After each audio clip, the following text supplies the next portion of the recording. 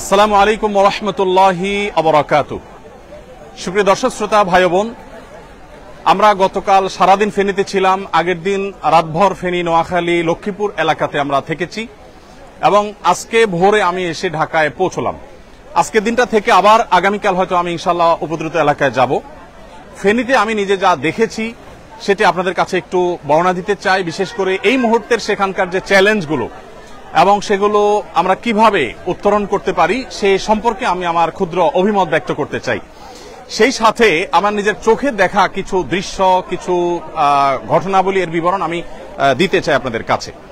প্রথমত যেটি বলতে চাই তা হলো বন্যা পরিস্থিতি একদিক থেকে উন্নত হচ্ছে, আরেক দিক থেকে অবনতির দিকে যাচ্ছে। আমরা জানি যে ফেনী শহরের পানিগুলো আস্তে আস্তে কমছে এবং কোন কোন থানাতে পানি কমলেও নতুন করে আবার দাগনভূঞাতে এবং আরো কিছু কিছু থানাতে নতুন করে পানি বাড়ছে। নোয়াখালীতে, লক্ষ্মীপুরে এই সমস্ত এলাকাগুলোতে আমরা জানি যে পানি বাড়ছে। তো এই যে পরিস্থিতি চলছে, এই পরিস্থিতিতে আসলে কতদিনে আমরা পুরো স্টেবল পরিস্থিতিতে যেতে পারবো সেটা একমাত্র আল্লাহ তাআলা ভালো জানেন। নতুন করে যে এলাকাগুলো প্লাবিত হচ্ছে সেগুলোতে এখানকার পানিগুলো সেদিকে চলে যাচ্ছে। তো এই পরিস্থিতিতে কোন কোন জায়গায় নতুন করে বিপর্যয় সৃষ্টি হচ্ছে, আবার সেখানে উদ্ধার তৎপরতা চালানোর প্রয়োজন দেখা দিয়েছে। ফেনীর কিছু কিছু জায়গা আছে যে জায়গাগুলো এখনো পর্যন্ত কোন প্রকার ত্রাণ সেখানে আমরা সাধারণ মানুষ পৌঁছতে পারছি না।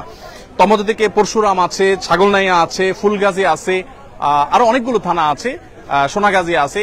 এই থানাগুলো বিশেষ করে আমি নিজের চোখে কালকে মিজান রোড থেকে একটা স্পিড বোর্ডে করে বিকাল 5:30 থেকে রাত 8:30 পর্যন্ত আমরা ছাগলনাইয়ার দিকে যাওয়ার চেষ্টা করেছি, মানে যতদূর যাওয়া যায়। আমরা আমাদের সাথে একটা ট্রাক্টর নিয়ে নিয়েছি যে ট্রাক্টর পানিতে অনেক দূর চলতে পারে এবং সে ট্রাক্টরে আমরা বেশ কিছু ত্রাণের প্যাকেট নিয়েছি, আমাদের বোটে কিছু প্যাকেট নিয়েছি, বোট এবং ট্রাক্টর দুইটা নিয়ে গিয়েছি। ট্রাক্টর যতদূর যেতে পেরেছে গিয়েছে, তারপর আমরা বোটে গিয়েছি। এই পুরো জায়গাটাতে দেখার পর আমার কাছে যেটা মনে হয়েছে যে এখনো পরিস্থিতি অনেক বেশি ভয়াবহ। বিশেষ করে শত শত হাজার হাজার মানুষ গলা পানিতে তারা এই রোডটা দিয়ে, হসপিটাল রোড যেটাকে সদর হসপিটাল রোড বলে, এই রোডটা দিয়ে তারা পরশুরাম এবং ছাগলনাইয়ার দিকে যাওয়ার চেষ্টা করছেন। অনেকের পরিবার দূরের কোনো গ্রামে কোনো বিল্ডিং এর ছাদে আশ্রয় নিয়েছে, তারা শহর থেকে তাদের জন্য ওষুধ নিয়ে যাচ্ছেন। এক একজন এক একটা অবস্থা। আমরা চেষ্টা করেছি সেখানে যাদের কাছে খাবার নাই তাদের পরিবাররা এসছেন বা ওইদিকে যাচ্ছেন, তাদের কাছে আমরা শুকনো খাবার দিয়ে দেওয়ার চেষ্টা করেছি আমি নিজে হাতে। তো ওখানে যে অবস্থা, তার সবচেয়ে সে অবস্থাটাকে কঠিন থেকে কঠিনতর করে দিয়েছে যোগাযোগ ব্যবস্থা আর যে সমস্যা সেটি। আমরা জানি সেখানে মোবাইল যোগাযোগ ব্যবস্থা অনেকটাই ভেঙে পড়েছে কোন কোন জায়গায়। আমাদের যারা টিম মেম্বাররা আছে কাজ করছে তাদের একজন আরেকজনের সাথে কোঅপারেশন করতে পারছে না। ইতিমধ্যে আমরা শুনেছি যে সংশ্লিষ্ট কর্তৃপক্ষ তাদের এই সেবাটাকে সচল করবার জন্য চেষ্টা করছেন, কিন্তু দ্রুততর সময় এটা করা উচিত। এটা না করার কারণে অনেক গুজব ছড়াচ্ছে, অনেক মানুষ তার বাবা মার সাথে যোগাযোগ করতে পারছেন না, অনেকে নিজের সহকর্মীকে হারিয়ে ফেলে মনে করছেন তিনিও হয়তো মারা গেছেন। তো এইরকম পরিস্থিতিতে আসলে আমাদের যে মোবাইল ফোনের আপনার নেটওয়ার্ক সেটা স্বাভাবিক করাটা খুব বেশি গুরুত্বপূর্ণ হয়ে পড়ছে। আমরা একটা বড় সমস্যা দেখতে পাচ্ছি ত্রাণ কার্যক্রম পরিচালনা করতে গিয়ে, সেটা হলো যে সমন্বয়হীনতা। এই সমন্বয়হীনতাটা চরম থেকে চরম আকার পৌঁছেছে। সবাই আসছে, শত শত ট্রাক মাল নিয়ে আসছে, কিন্তু কে কোথায় যাবে, কে কোথায় দিবে, স্থানীয়দের কোনো হেল্প যাদের নাই, বিশেষ করে তারা গলদঘর্ম হয়ে যাচ্ছে, রাস্তাগুলোতে আননেসেসারি জ্যামের সৃষ্টি হয়ে যাচ্ছে। তো এই জায়গাটাতে কাজ করা উচিত। আমরা সুন্নাহ ফাউন্ডেশন থেকে ভাবছি যে আমরা এই সমন্বয়ের কাজটা করব ইনশাআল্লাহ। একটা সময় হয়তোবা সমন্বয় এর জন্য আমরা একটা ডেডিকেটেড টিম তৈরি করব যারা আসলে সারা দেশ থেকে ত্রাণ নিয়ে আসা ভাইদেরকে হেল্প করবে এবং বিতরণ কাজে আমরা ইনশাআল্লাহ ভূমিকা রাখবো। আপনারা দেখতে পাচ্ছেন এখানে আজও ত্রাণ কার্যক্রম চলছে। এখানে অর্ধেক মালামাল লোড হয়ে গেছে, বাকি যে মালামালগুলো আছে সেগুলো লোড হচ্ছে। প্রতিদিন আমরা এখানে 8 থেকে 10টা ট্রাক, কোনো কোনো ক্ষেত্রে কাভার্ড ভ্যান বোঝাই করে আমরা স্পটে পাঠিয়ে দিচ্ছি। আজকে আমরা দেখতে পাচ্ছি যে ট্রাক এখানে লোড হচ্ছে আগামীকালকে বিতরণের জন্য। আজকে রাতে ইনশাআল্লাহ আমাদের এখান থেকে চলে যাবে হলো 12টি ট্রাক এবং কাভার্ড ভ্যান আজকে প্রস্তুত হয়েছে। অর্থাৎ এখানে যে মাল দেখতে পাচ্ছেন এই মালগুলো হলো আগামীকালকে বিতরণ হবে। প্রতিদিন এখান থেকে 8টা, 9টা, 10টা, 12টা করে ট্রাক। গতকালকে সম্ভবত 9টা গিয়েছে, তার আগের দিন 8টা গিয়েছে, আজকে 12টি যাচ্ছে এবং ইনশাআল্লাহ আগামী কালকে পরশু এভাবে যেতে থাকবে। কাভার্ড ভ্যানের ক্ষেত্রে একটু বলে রাখতে চাই, কুরিয়ার একটা প্রতিষ্ঠান আমরা জানি যে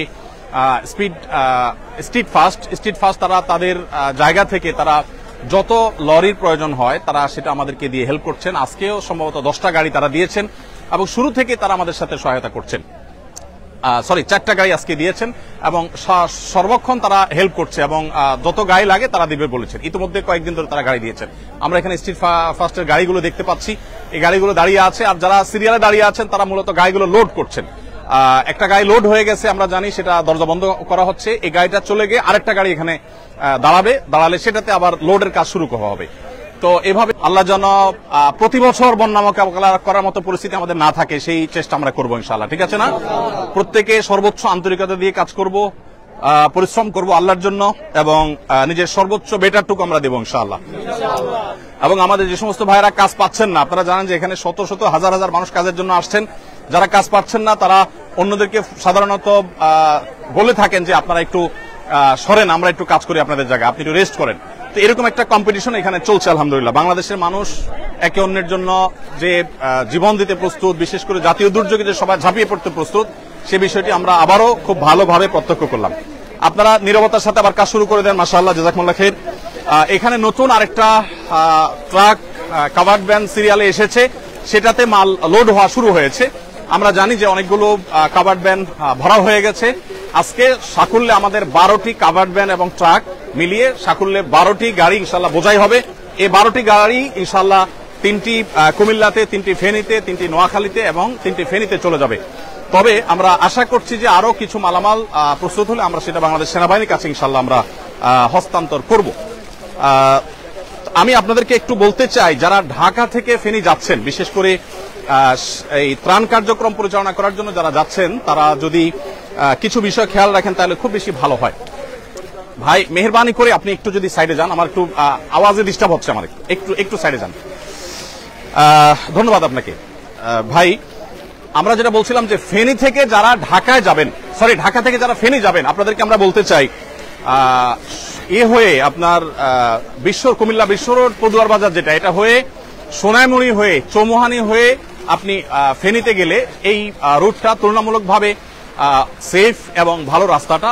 আর সরাসরি যারা ফেনীতে যাচ্ছেন, মাইলকে মাইল সিরিয়াল পড়ে থাকছে গাড়িগুলো এবং বেশ কঠিন একটা পরিস্থিতি তৈরি হচ্ছে। অতএব এটা হলো যাওয়ার ক্ষেত্রে আমরা বলবো, অনেকেই স্পিড বোট এবং নিয়ে যাচ্ছেন, নৌকা নিয়ে যাচ্ছেন, তাদের ক্ষেত্রে একটা সতর্কীকরণ আমি করতে চাই যে স্পিড বোট যারা নিচ্ছেন, এক্সপার্ট ড্রাইভার যেমন নিবেন, আবার আপনার রিপেয়ারের ব্যবস্থাও যেন থাকে।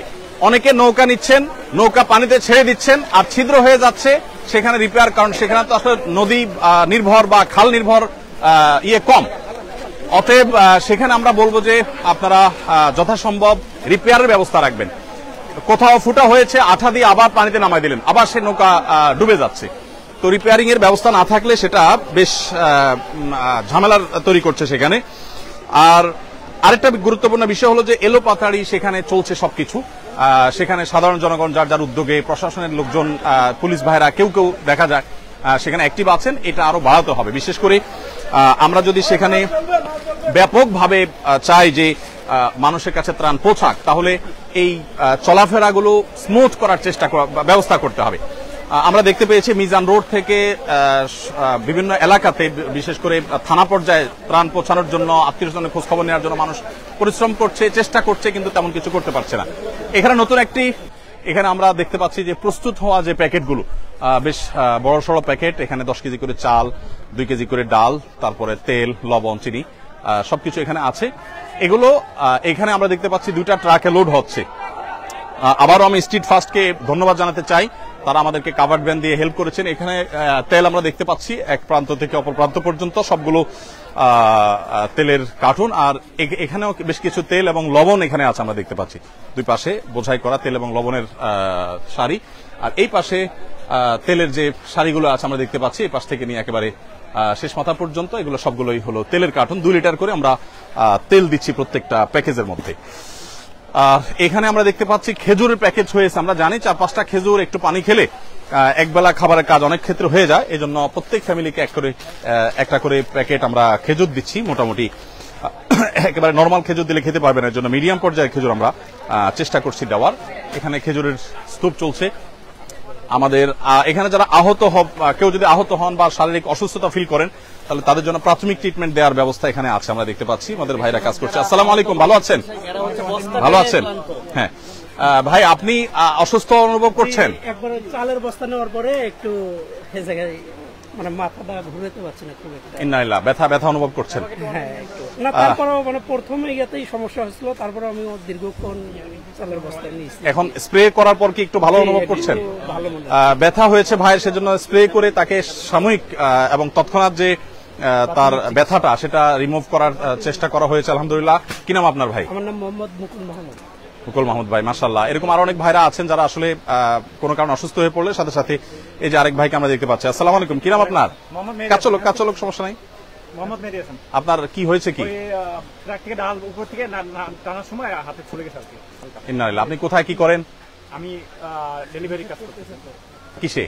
এটা হচ্ছে গুলশান ডিসিসি মার্কেটে। আচ্ছা, মাশাআল্লাহ, ডেলিভারি কাজ করেন। এখন আপনি এখানে স্বেচ্ছায় শ্রম দিতে এসেছেন। মাশাআল্লাহ, আল্লাহ তাআলা আপনার হাত ভালো করে দেখ। এই যে কেটে গেল, কষ্ট হচ্ছে না মানসিক? দেশের জন্য করতেছি আমরা, এই কষ্ট দেশের মানুষের জন্য করছেন। কত আবেগ মানুষের, কত উচ্ছ্বাস, কত আনন্দ, কত মানুষের উদ্যম কাজের জন্য, সেটা আসলে এখানে না আসলে না দেখলে বোঝা যাবে না। যারা আমাদের টিম কাজ করছে ওখানে স্পটে, তাদের কষ্ট বর্ণনার অতীত। নাওয়া নেই, খাওয়া নেই, কোনো কিছু ঠিক ঠিকানা নেই। আমাদের টিমের সদস্যরা কখনো মসজিদে, কোনো স্কুলে, এক একদিন এক এক জায়গা থেকে তারা কাজ করছে। একটু আপনারা এখানে তো কোনো মেহরবানি করে আমাকে একটু সাহায্য করেন, একটু সাইডে একটু দাঁড়ান মেহরবানি করে। জি ভাই, আপনি কি করেন বললেন? আমি স্টুডেন্ট, চাকরির প্রস্তুতি নিচ্ছি আর কি। মাশাআল্লাহ, আল্লাহ তাআলা আপনার রাজশাহী বিশ্ববিদ্যালয় থেকে পড়াশোনা করেছেন ভাই, আল্লাহ তাআলা আপনার হালাল উপার্জনের ব্যবস্থা করে দেখ, আমরা মনে প্রাণে দোয়া করি। মাশাআল্লাহ, আপনি আজকে প্রথম আসছেন এখানে? জি। মাশাআল্লাহ, আল্লাহ তাআলা কবুল করুক। জাযাকুমুল্লাহ খাইর। ইনশাআল্লাহ। তো আমরা দেখেছি এখানে মাশাআল্লাহ ইয়ের কাজটা, খেজুরের কাজটা এখানে হচ্ছে। খেজুরের পাশাপাশি ওয়ালাইকুম আসসালাম। খেজুরের পাশাপাশি এখানে দেখতে পাচ্ছি খেজুরের স্তূপটা এখানে আছে, এখানে কার্টুনগুলো রাখা আছে। এখান থেকে খেজুর প্যাক হয়ে এখানে আসছে এবং আমরা বস্তার লাইনটা একটু দেখাতে চাই। হ্যাঁ, একেবারে নরমাল খেজুর দিলে অনেকেই খেতে পারবেন না বা ভালো লাগবে না, সেজন্য আমরা মিডিয়াম কোয়ালিটি অন্তত যাতে এনশিওর করা যায় সেজন্য চেষ্টা করেছি আলহামদুলিল্লাহ। আসসালামু আলাইকুম, আপনারা ক্লান্ত, রেস্ট করতেছেন?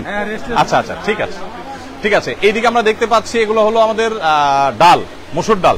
এগুলো কিন্তু আজকের, এগুলো আমরা যা দেখতে পাচ্ছি সব কিন্তু আজকের মালামাল।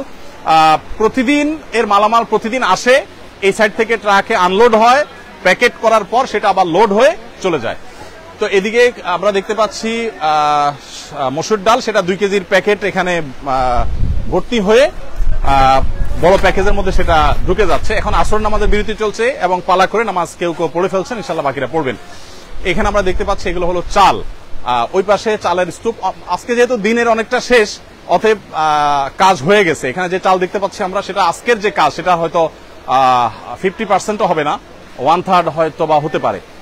বাকি কাজগুলো আমাদের হয়ে গেছে। এগুলো সবগুলো কাজ হবে, আবার সেগুলো লোড হবে। এগুলো 10 কেজি করে চালের প্যাকেট এখানে আছে, যেগুলো এখানে স্তূপ আছে। তো ওই পাশেও চালের বেশ কিছু বস্তা আছে। এই লরিটা কি মাল লোড হবে না আনলোড হচ্ছে? এটা আনলোড। মাশাআল্লাহ, এই ট্রাক থেকে মাল আনলোড হয়েছে। আনলোড হওয়ার পর এগুলো প্যাকেজিং এর পর ওই পাশে ট্রাকগুলোতে লোড হয়ে যাচ্ছে। এদিকেও আমরা দেখতে পাচ্ছি বেশ কিছু চাউলের বস্তা আছে। তো প্রিয় দর্শক, আমি শেষ করব, বিশেষ করে আরো একটা পয়েন্ট আপনার সাথে শেয়ার করতে চাই। সেটা হলো যে আমরা জেলা ভিত্তিক প্রত্যেকটা জেলাতে আমাদের পয়েন্ট করেছি, সেখানে আমাদের টিম কাজ করছে আলহামদুলিল্লাহ। আপনারা যারা বিভিন্ন জায়গা থেকে ত্রাণ নিয়ে যান, আমি আপনাদেরকে বিনয়ের সাথে বলতে চাই, রাস্তার ধারে থাকা মানুষদেরকে দিয়ে দায় সারবেন না। রাস্তার পাশে থাকা মানুষগুলোও নিডি, তাদেরকেও দিবেন ডেফিনেটলি, কিন্তু সেখানে দিয়ে দায়মুক্ত হওয়ার চেষ্টা করবেন না। আমরা গতকালকে দাগনভূঞার একেবারে ভেতরে যাওয়ার চেষ্টা করেছি। 3 ঘন্টা ট্রাক্টর, তারপর নৌকা, বিভিন্ন কিছুতে করে একদম জায়গা পর্যন্ত পৌঁছার আমরা চেষ্টা করেছি। এবং ছাগলনাইয়া পরশুরাম রোডে আমরা যতদূর পেরেছি গিয়েছি, কিন্তু একেবারে মূল যে এফেক্টেড এরিয়া সেখানে আসলে যাওয়ার মতো পরিস্থিতি এখনো হয়নি।